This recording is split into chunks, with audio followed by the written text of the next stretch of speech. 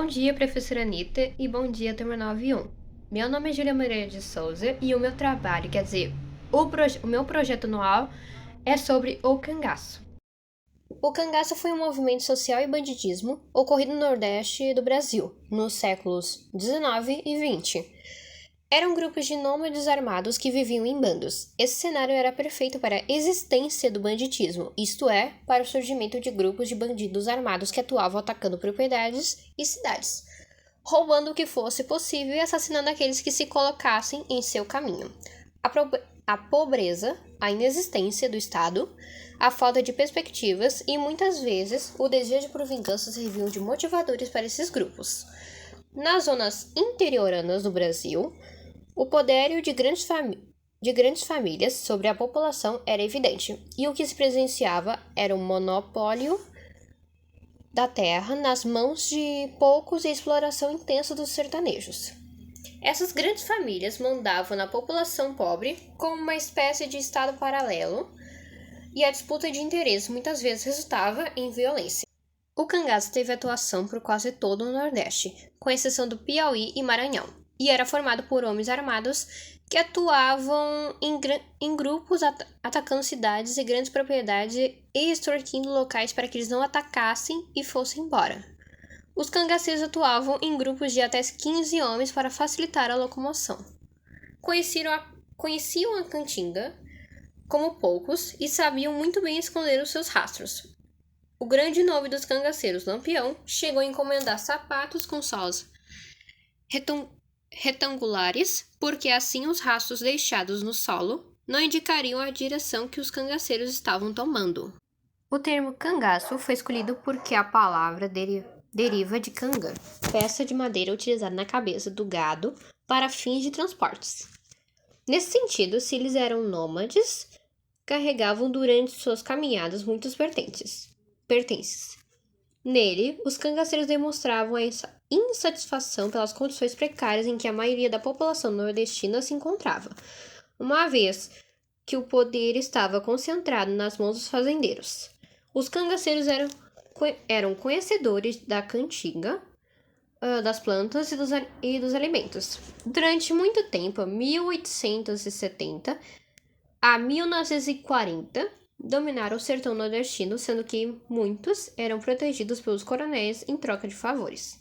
Além disso, os cangaceiros tinham aliados conhecidos como coiteiros que forneciam abrigo para eles quando fosse necessário. Os aliados do cangaço pertenciam a diferentes classes sociais, indo de pessoas humildes até poderosos como políticos e coronéis.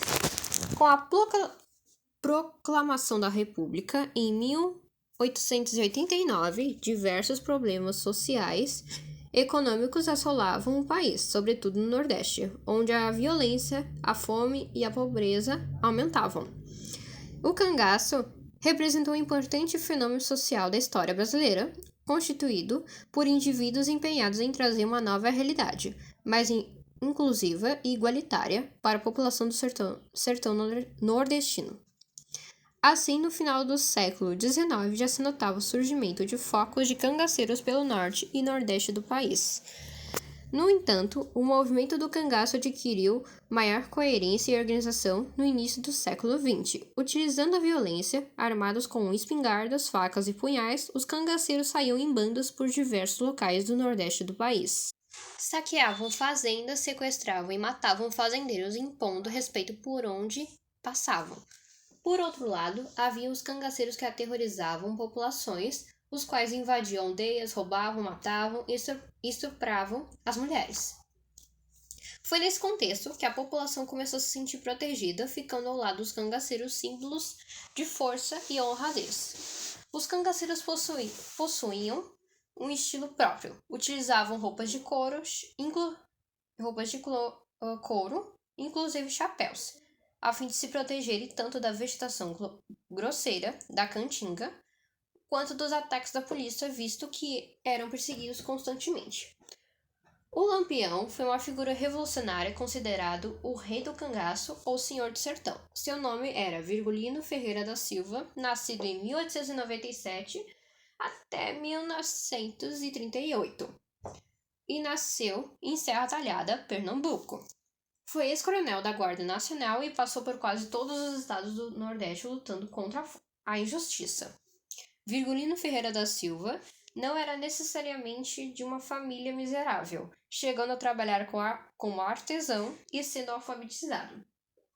A virada na sua vida aconteceu quando seu pai foi morto por um policial por conta de uma disputa de terra. Virgulino, porém, decidiu se vingar à morte paterna e, para isso, integrar-se no Nordeste sob a liderança de Senhor Pereira. Depois que Senhor Pereira foi preso, Lampião foi como líder e foi reconhecido como um estrategista hábil.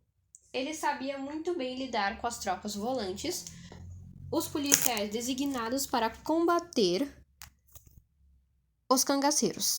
Maria Bonita, mulher de Lampião, ficou conhecida como a Rainha do Cangaço. Seu nome era Maria Gomes de Oliveira, nascida em 1911 até 1938, e foi um dos ícones do movimento cangaceiro, sendo a primeira mulher a participar do movimento cangaceiro lutando bravamente. Lampião e Maria Bonita foram brutalmente assassinados numa emboscada preparada pelas propriedades na época governados pelo Getúlio Vargas. Tudo começou quando o casal acampava na grota de Angicos, em Poço Redondo, Sergipe, no dia 27 de julho de 1938. Chegava o fim do casal, ícone do cangaço, considerados pelas autoridades pessoas perigosas, Lampião e Maria Bonita. Suas cabeças e de seus companheiros foram expostas como prêmios somente com a aprovação do projeto Lei nº 2867, de 24 de maio de 1965, as cabeças foram devidamente enterradas. A morte dos líderes e de seus companheiros significou o fim do movimento cangaceiro, o qual se dissipou pelo norte e pelo nordeste. Alguns cangaceiros, com medo das autoridades, se entregaram para as autoridades com medo de terem o mesmo destino de seus líderes e de seus companheiros. Para alguns, o movimento teve seu fim em 1940, com a morte de um cangaceiro que era amigo de Lampião, Cristino Gomes da Silva Cleto, conhecido pelo nome Corrisco.